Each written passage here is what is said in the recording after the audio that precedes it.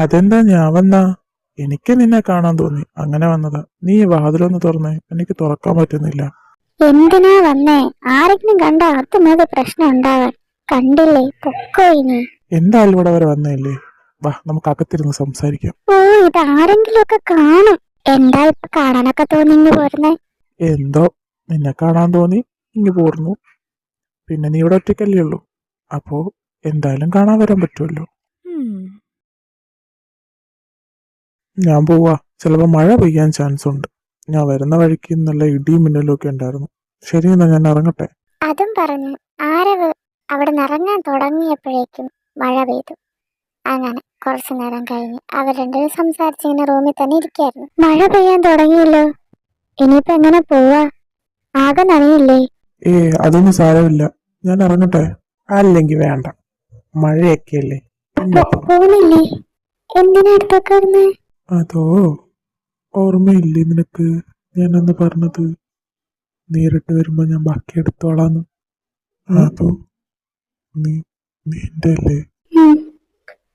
ഞാൻ ആരവേട്ടന്റെ മാത്ര. ഉറപ്പല്ലേ?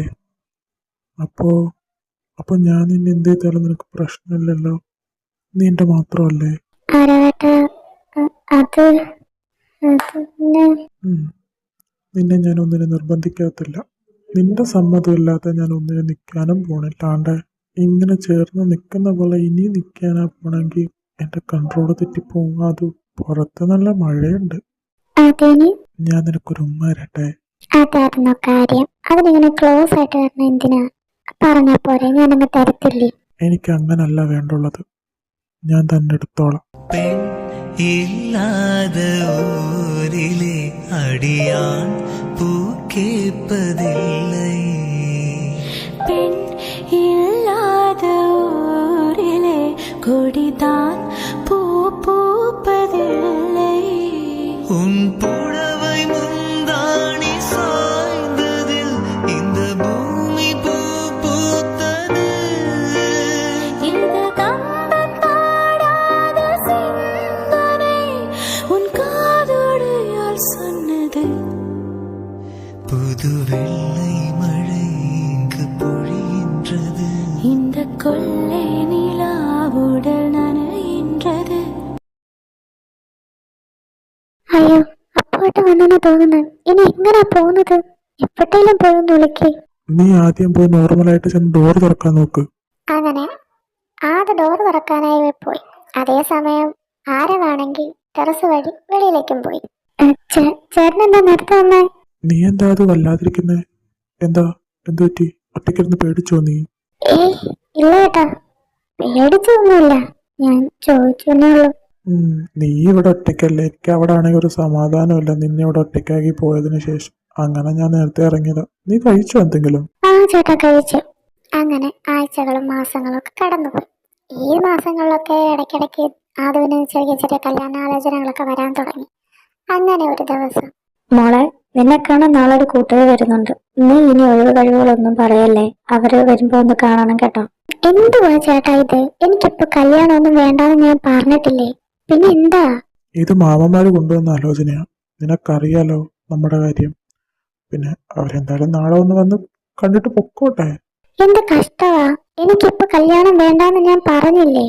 എന്നിട്ട് നിങ്ങളൊക്കെ ഇങ്ങനെ നിർബന്ധിക്കുന്ന എന്തിനാ? എന്റെ ഇഷ്ടത്തിനൊന്നും ഇവിടെ വിലയില്ലേ. മോളെ, അവർ കല്യാണം കഴിഞ്ഞ് നിന്നെ എത്ര വേണമെങ്കിലും പഠിപ്പിക്കാന്നാ പറഞ്ഞേക്കുന്നെ, പിന്നെന്താടി? നിങ്ങൾക്ക് എന്താ പറഞ്ഞാ മനസ്സിലാവാത്തെ? എനിക്കിപ്പോ കല്യാണം വേണ്ട.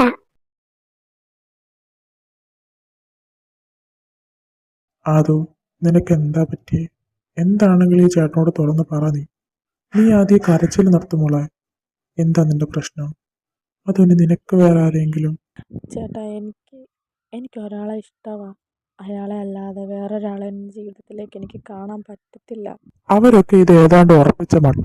പിന്നെ നിനക്കറിയാലോ, എനിക്കോ അമ്മയ്ക്കോ ഇതിനകത്തൊന്നും പറയാനോ ഇടപെടാനോ പറ്റാത്തില്ല. നീ അവനെ മറക്കുമോളെ, അതല്ലാതെ ചേട്ടൻ ഇതിനകത്തിന് ഒന്നും ചെയ്യാനോ പറയാനോ പറ്റത്തില്ല. നിനക്കറിയാലോ. അത് മാത്രം എന്നോട് പറയല്ലേ ചേട്ടാ, എനിക്ക് പറ്റൂല അയാളെ മറക്കാൻ. ചേട്ടൻ എന്നോട് ക്ഷമിക്കണം. അയാളെ അല്ലാതെ എനിക്ക് പറ്റത്തില്ല വേറൊരാളെ അങ്ങനെ കാണാൻ. മോള് വിഷമിക്കണ്ട, അമ്മ എന്തായാലും അവരോടൊന്ന് സംസാരിച്ച് നോക്കട്ടെ. അമ്മ എന്തറിഞ്ഞിട്ടാ അവക്ക് ഇങ്ങനെ പ്രതീക്ഷ കൊടുക്കുന്നത്?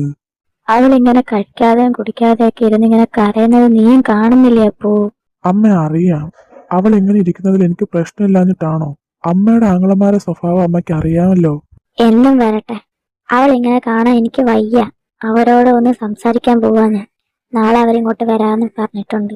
ഞാൻ അവരെ വിളിച്ചായിരുന്നു. അങ്ങനെ പിറ്റേ ദിവസം ആദുവിന്റെ മാമന്മാരെല്ലാരും വീട്ടിൽ വന്നു.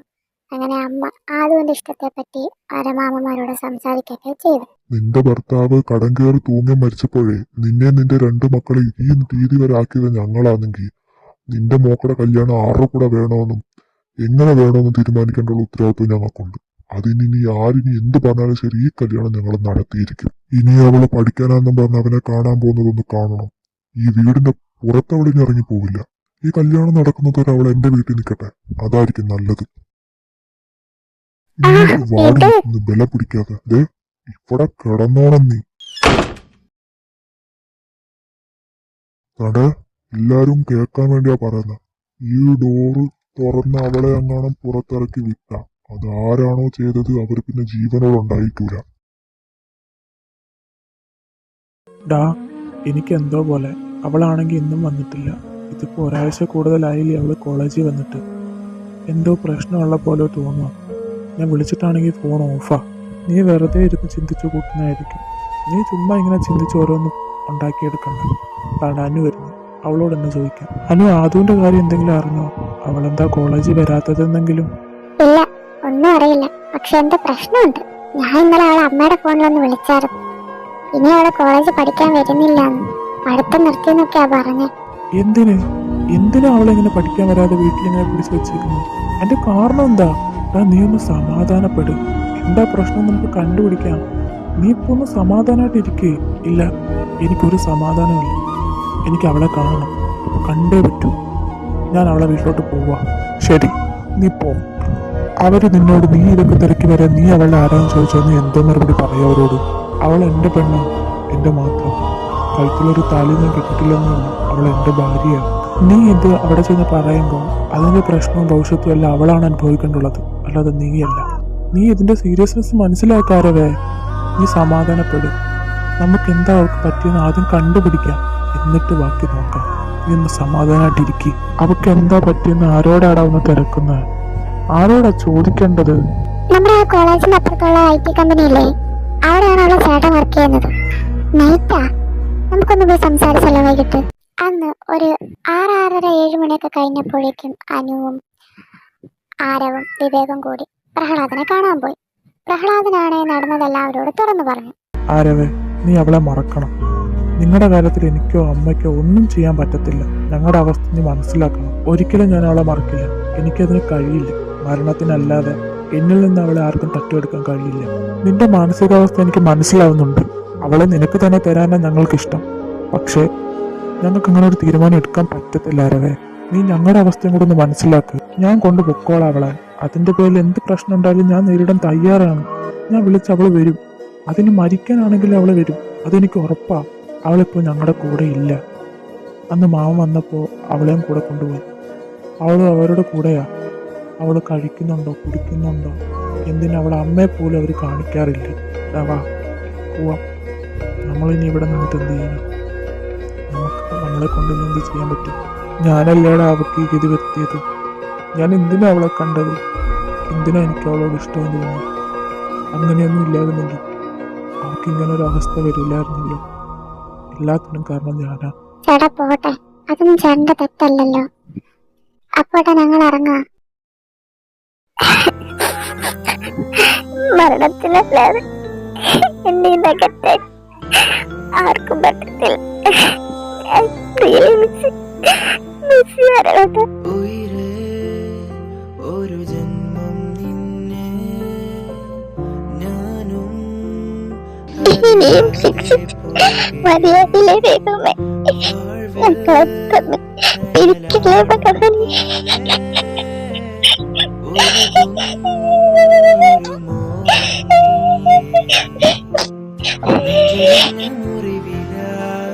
മെല്ലെ മെല്ലെ തഴുകുവാൻ നിലവാകാം നിഴലാകാം മണ്ണടിയും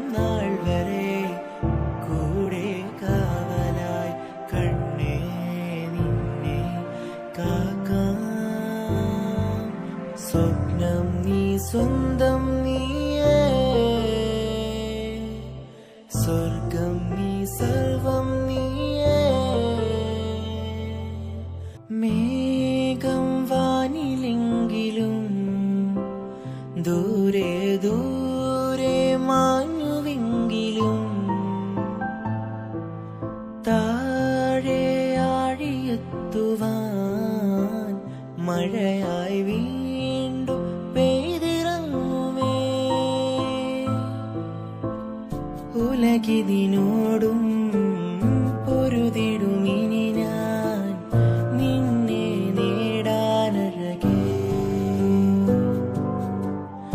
ഇവളിനി നിന്നിൽ കലരുകയായി ഒരു നദിയായി നാം ഒഴുകാം മിഴിയിൽ നീയേ നീയേ.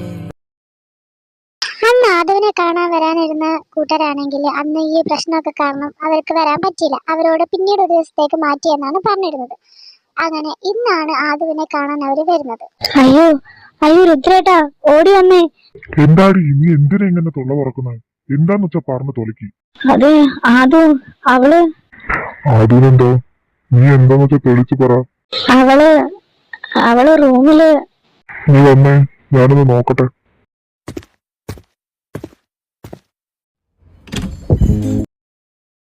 ഡാ, നീ ഈ റൂമിനകത്ത് ഇങ്ങനെ ഇരിക്കാൻ തുടങ്ങിയിട്ട് എത്ര നാളായി? നീ ഇങ്ങനെ എന്നും ഇങ്ങനെ തന്നെ ഇരിക്കാനാണോ പ്ലാൻ? നീ വന്നേ, നമുക്കൊന്ന് പുറത്തോട്ടൊക്കെ പോയിട്ട് വരാം. ഞാനില്ല, നിങ്ങൾ പൊക്കോ. അവളില്ല, എനിക്കങ്ങോട്ടും പോകാൻ പറ്റൂല. നീ വാ, ഞങ്ങൾ പറയുന്നത് ഒന്ന് കേക്ക്. നീ ഇന്നൊരു ദിവസമെങ്കിലും ഞങ്ങളോടൊന്ന് പുറത്തു വാ. നിർബന്ധിക്കണ്ടോ, ഞാൻ വരുന്നില്ല, നിങ്ങൾ പോയിട്ടോ. അവളെ ഒന്ന് കണ്ടാ മതി എനിക്ക്. ഞാനൊരു പ്രശ്നം ഉണ്ടാക്കൂല. അവളെവിടെ ആണെങ്കിലും ഒന്ന് പറയോ പ്ലീസ്. അവളെ എനിക്ക് തന്നോടെ.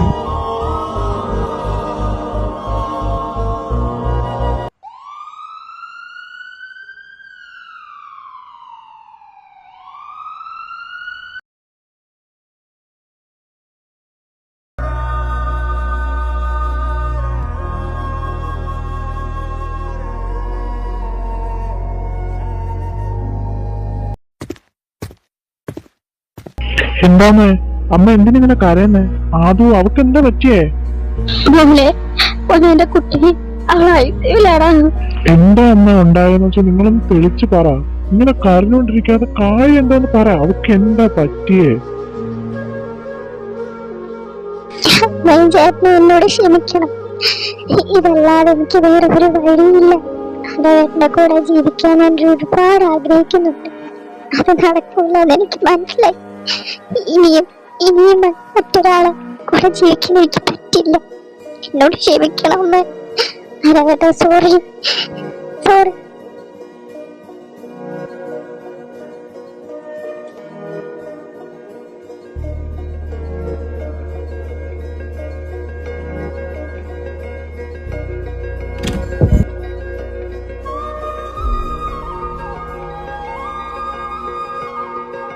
അതെ, എന്റെ പെങ്ങൾക്ക് ഭ്രാന്ത.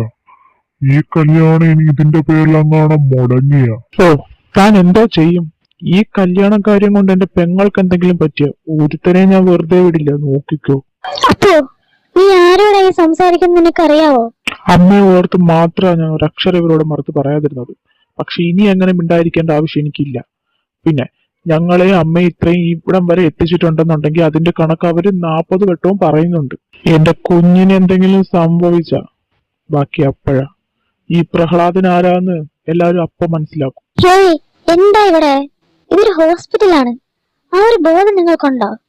അതിൻ്റെതായിട്ടുള്ള മാനേഴ്സ് നിങ്ങൾ കാണിച്ചേ പറ്റൂ. നിങ്ങളെ ഡോക്ടർ വിളിക്കുന്നുണ്ട്, ക്യാബിനിലോട്ട് ചെല്ലാൻ പറഞ്ഞു. ആദ്യം എന്റെ അമ്മ ഒന്ന് പുറത്തോട്ട് നിൽക്കോ. ബ്രദറിനോടാണ് സംസാരിക്കാൻ ഉള്ളത്. എന്താ ഡോക്ടർ, എന്താ കാര്യം? തന്റെ സിസ്റ്റർ അല്ലേ? ആ കുട്ടി ഫുഡൊന്നും കഴിക്കില്ലായിരുന്നു മര്യാദക്ക്. വെള്ളം പോലും കുടിക്കാത്തതിന്റെ ക്ഷീണം എന്താ ബോഡിക്ക്. പോരാത്തതിന് ഒരുപാട് ബ്ലഡും പോയിട്ടുണ്ട്. നല്ല മുറിവുണ്ട്. ആ കുട്ടി രക്ഷപ്പെടാനുള്ള ചാൻസ് വളരെ കുറവാണ്. എങ്കിലും ഞങ്ങൾ മാക്സിമം ശ്രമിക്കാം. നിങ്ങളും കൂടെ ഒന്ന് പ്രാർത്ഥിക്കൂ. പിന്നെ ആരാണ് ഈ ആരവ്? അവര് ഒരു കോളേജിലാണ് പഠിച്ചത്. എന്തായാലും ആ ആളെ ഒന്ന് വരുത്താൻ പറ്റുമോ നോക്ക് കേട്ടോ. ഞാൻ വിളിക്കാം ഡോക്ടർ. Okay doctor. എന്താ മോനെ, എന്തിനാ എന്നെ മാറ്റി നിർത്തിയിട്ട് നിന്നോട് മാത്രം ഡോക്ടർ സംസാരിച്ചേ? എന്താ മോനെ പ്രശ്നം? അവർക്ക് ഇനി എന്തെങ്കിലും പ്രശ്നം? എടാ എന്താ പറ നീ.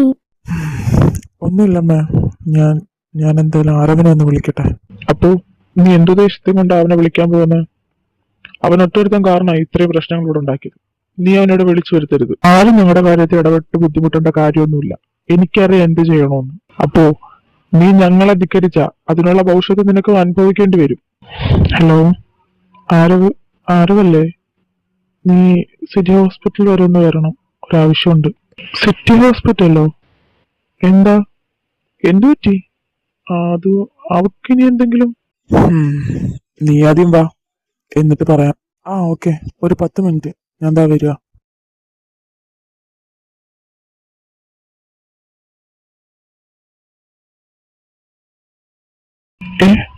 അവളെന്തേ?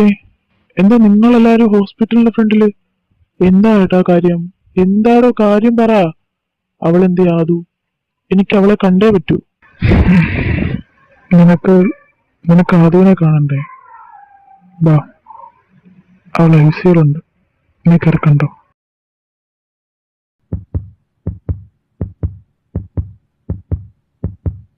ഈ കുട്ടിക്ക് ഹാർട്ട് ബീറ്റിന്റെ ലെവൽ കൂടി, പെട്ടെന്ന് ഡോക്ടറെ അറിയിക്കേ. ഡോക്ടർ, ആ പേഷ്യന്റിന്റെ ഹാർട്ട് ബീറ്റിന്റെ ലെവൽ നല്ല കൂടിയിരിക്കാ, ഒന്ന് വന്നേ. ഓ ഷീറ്റ്, നിങ്ങൾ പോയി പെട്ടെന്ന് ആ എമർജൻസി കിറ്റിംഗ് എടുത്തോണ്ടോ? Okay doctor.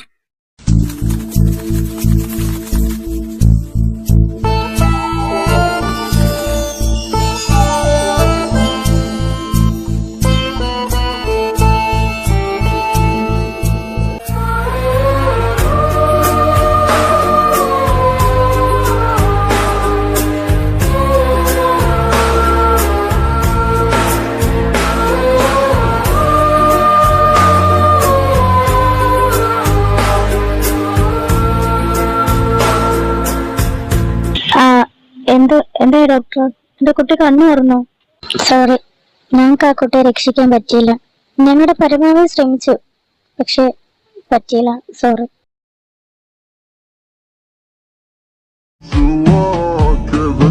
സമാധാനം ആയില്ലേ ഇപ്പോ?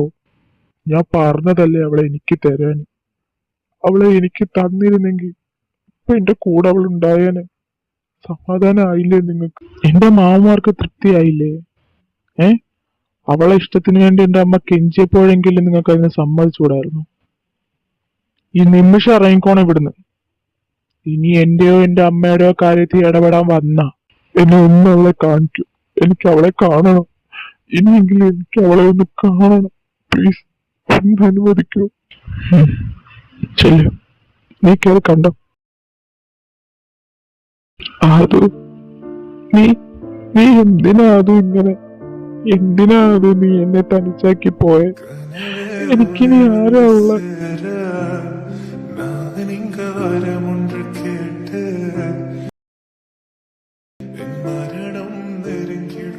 സന്തോഷമായില്ലേ ഇപ്പൊ എല്ലാവർക്കും? എനിക്ക് തരാൻ ഞാൻ ഒരുപാട് പ്രാവശ്യം ഞാൻ കെഞ്ചിയതല്ലേ. ഇയാളെ മുന്നിൽ വരെ ഞാൻ വന്നില്ലേ അവളെ എനിക്ക് തന്നൂടെ ചോദിച്ചു. അവളെയും കൊണ്ട് ഞാൻ എങ്ങോട്ടേലും പൊക്കോളാന്ന് പറഞ്ഞില്ലേ? സമാധാനമായില്ലേ ഇപ്പൊ? അവളെ എന്നെയെന്ന് എന്തെന്നേക്കായിട്ട് അകറ്റിയപ്പോ നിങ്ങൾക്ക് സമാധാനമായില്ലേ?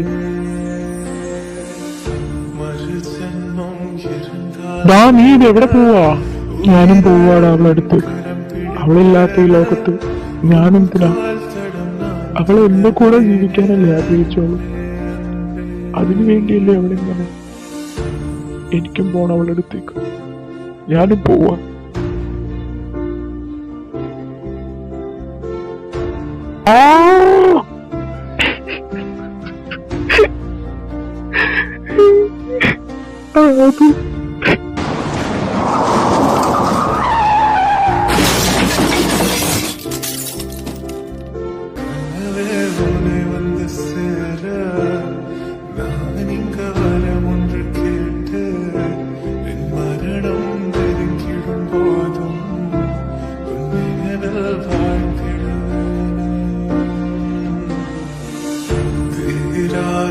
துயரத்தில் நானும் காற்றோடு